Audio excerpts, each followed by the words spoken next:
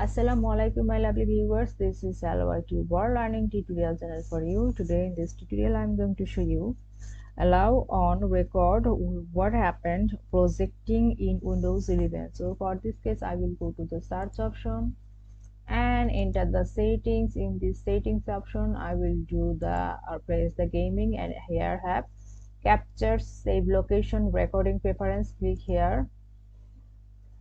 The thing is record what happened, so that have, so when something cool happen in your game, press Windows logo key plus Alt plus G to capture the moment. So click here and enter this. So the thing is record while wirelessly projecting my screen.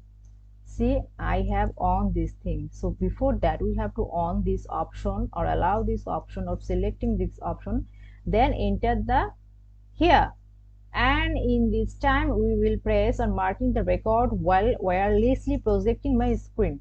See, and also we can capture the time moment things that we have prepared or we have said in this thing, said this thing. So in this way we can do this thing. So thank you so much for watching this video. Please subscribe this channel. Hopefully this tutorial will help you so much.